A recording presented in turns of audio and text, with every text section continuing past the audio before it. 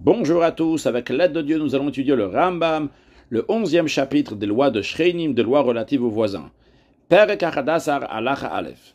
Misheasa Goren Betor Shelo, celui qui a fait une aire de battage à l'intérieur de sa propriété. Évidemment, ici, on ne parle pas d'une aire de battage qui est fixe, que ça on l'a déjà appris dans le chapitre précédent, que si c'était à l'extérieur de la ville, on doit l'éloigner de 50 coudées de la ville, 25 mètres de la ville, et que si c'était dans son champ, il doit avoir 50 coudées à la ronde, donc tout autour de son champ. Ici, on parle, c'est une aire de battage, donc qui n'est pas fixe. Quand on dit c'est pas fixe, c'est-à-dire elle est petite. C'est pas nécessaire d'utiliser une pelle pour le vannage. Il n'y a pas tellement de grains, donc c'est pas nécessaire de jeter les grains en l'air. Le vent qui souffle, automatiquement, il sépare le grain de la balle. La balle, donc, qui est la partie qui entoure le grain, qui est d'ailleurs le but de l'aire de battage, donc de vanner ses graines.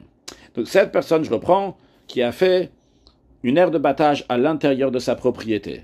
Au kava beitakise, ou bien qu'il a établi, fixé là-bas un toilette, ou toutes sortes d'activités qui provoquent de la poussière, des particules, ou des choses similaires à cela, comme de la fumée. Il doit éloigner de la propriété de son voisin, qui est des Sheloyagia et Ashan, pour pas que la fumée va arriver chez son voisin, au Re'er Betakis, ou bien l'odeur des toilettes va pas arriver chez son voisin, au Avak Ve'afar, ou bien les particules et la poussière va pas arriver à la Chavero à son voisin, qui est des Sheloyaziko, pour pas l'endommager.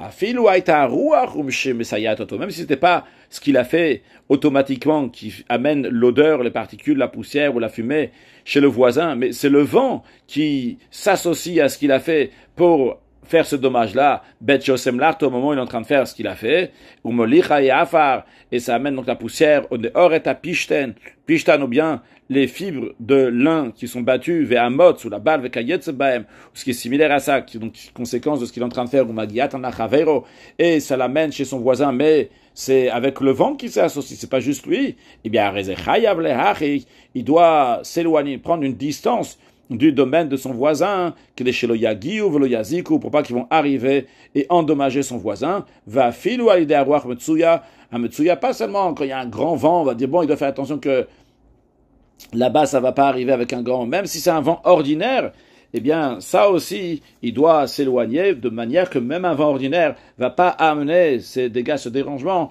chez le voisin, chez Kol Eilu, qui est Mishéiz, car tous ces exemples que nous avons donnés, tous ces endommagements qui se font de l'activité qu'il est en train de faire avec le vent, c'est considéré comme des dommages qui sont causés directement par lui, dans le sens comme si il était dans un endroit, il envoyait des flèches ailleurs. Alachabet. Malgré le fait qu'on vient de dire qu'il est tenu de respecter une telle distance, maintenant imaginons qu'il n'a pas tenu cette distance-là. Et le vent, il a un vent ordinaire. Il a emporté ses balles, sa poussière qui font de son travail physique, et ça a dérangé, ça a endommagé son voisin. Quand même, il sera exempté de payer cet endommagement parce que c'est le vent qui s'est associé à faire ce dommage-là. Et ce dommage n'est pas venu directement de son auteur. Ça veut dire c'est pas venu de sa force même. Le vent s'y associe aussi. Halacha Gimel, à Kotesh et Tarifot, celui qui pile du grain avec Kayot Sebem, des choses similaires à cela, Birshu, Betor Shelo, dans son domaine, ou Ba'et Shemake, au moment où il est en train de frapper sur le blé pour l'écraser, mais Naded Dachatse Chaveo, ça secoue la cour de son voisin, le sol il tremble, à tel point que dans la cour du voisin, là-bas, il y a un tonneau, le tonneau il a un couvercle, le couvercle, il se secoue. Alors ça risque d'en faire trembler, de secouer les murs aussi de la maison de quelqu'un d'autre, ou bien de casser ses ustensiles. C'est comme si il endommageait avec ses flèches.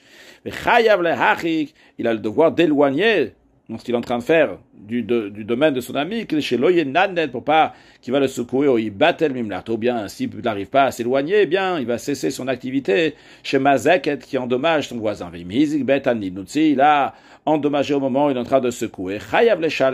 Il a le devoir de rembourser parce que le dommage est venu de sa force. Halacha dalet, kol achakot amur beprakim shel mala.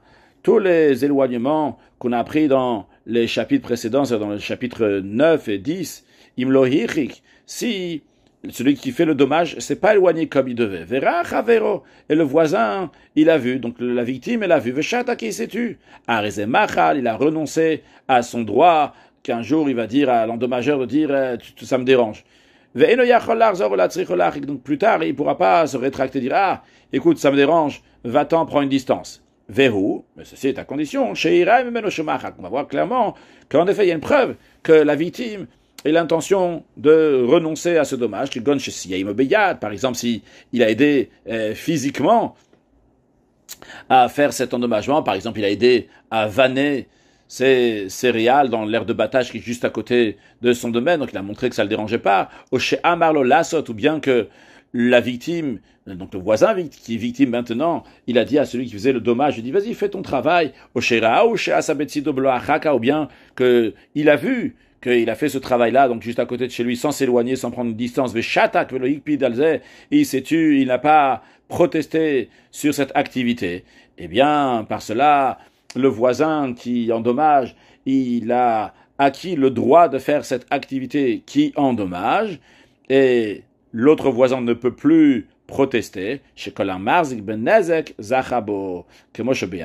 car comme nous l'avons expliqué, tout celui qui établit une servitude, eh bien, il l'acquiert. Dans quel cas s'applique que son acquisition, sa chazaka, elle prend effet, il a cette servitude-là, bishar nezakin, dans les autres, dans toutes sortes d'endommagements, chutz à l'exception, mais arbat fin nezakim elu amur beperek, à part ceux qui sont dits dans ce chapitre-là, dans le chapitre 11, shen et ashan, qui sont donc la fumée, verer betaki, c'est l'odeur des toilettes, ve'avak, et la poussière, les particules, ve'kayot, c'est des choses similaires à ça, la balle, etc., ve'nidundakarka, et secouer le sol chez Kol Echad Meilu, que tous ces quatre-là, en lo chazaka, on dit ces quatre-là, ce qui est similaire à ça, ils n'ont pas de chazaka, donc ils font pas l'acquisition de droit de faire cet endommagement.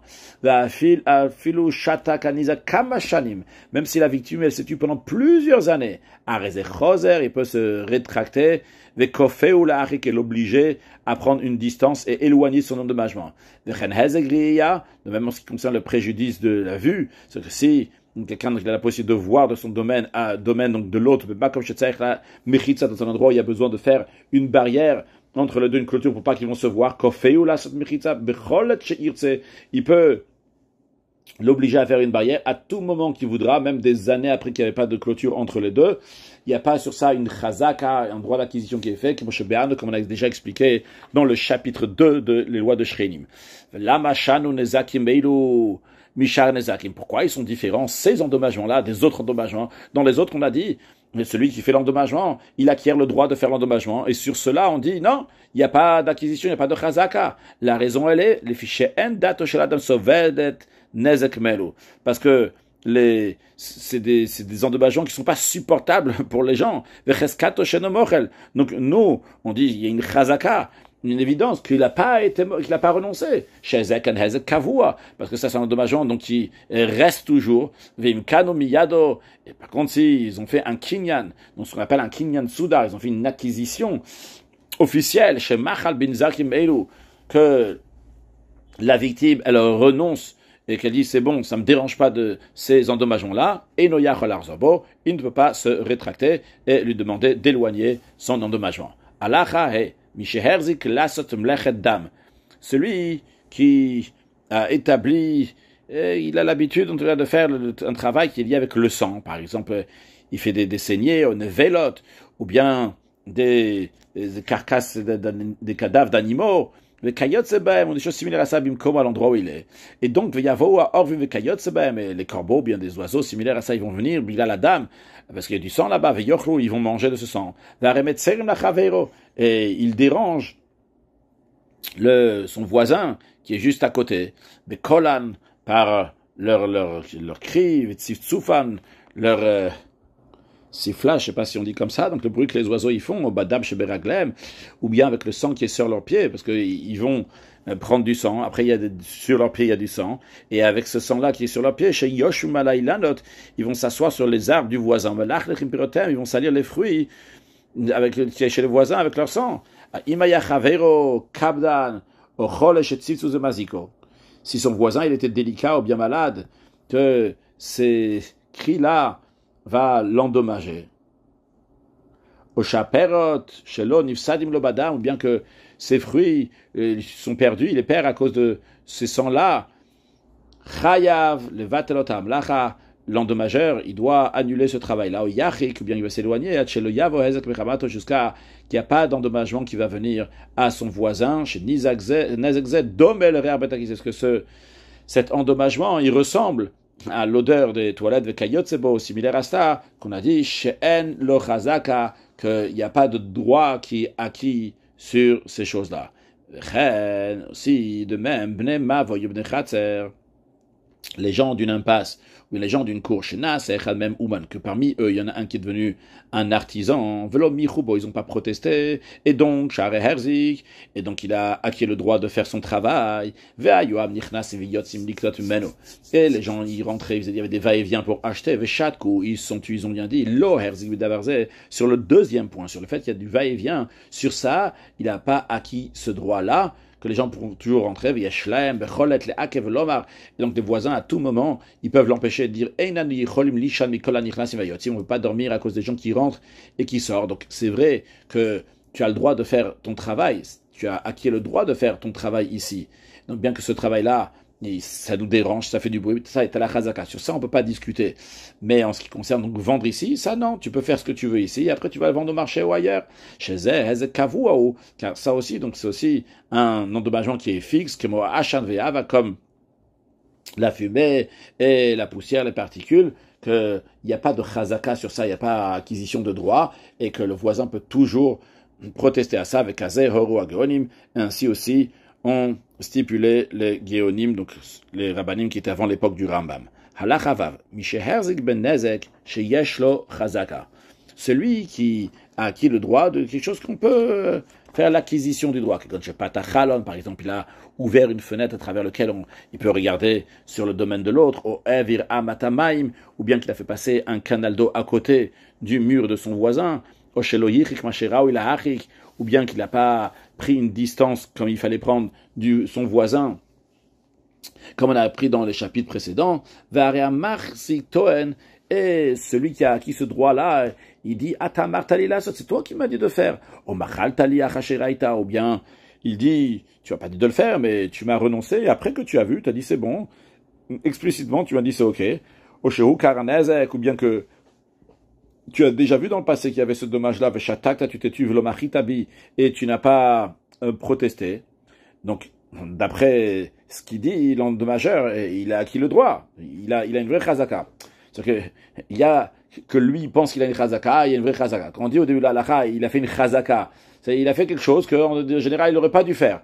Non, concrètement, l'autre, ou bien il a dit ok, ou bien il n'a pas renoncé, etc. Donc là, c'est déjà passé. Que maintenant, il dit, ça y est, maintenant, ça m'appartient, j'ai acquis ce droit-là.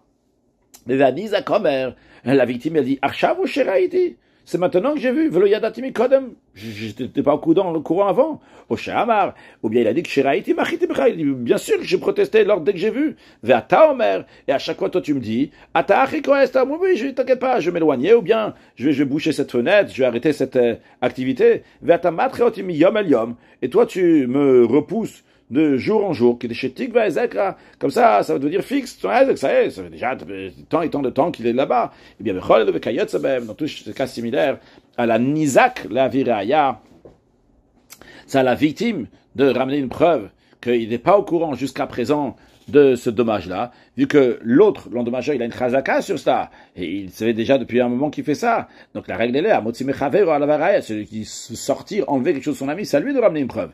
S'il n'a pas ramené, l'endommageur, il va faire une shuateset, donc un serment d'incitation, pater, et il sera exempté d'éloigner son nezek, son endommagement. Halachazain, Herzik benezek she'en lo chazaka. Par contre, s'il a acquis le droit de quelque chose qui ne peut pas faire l'acquisition de ce droit-là, qu'on a pris tout à l'heure, il y a quelques instants,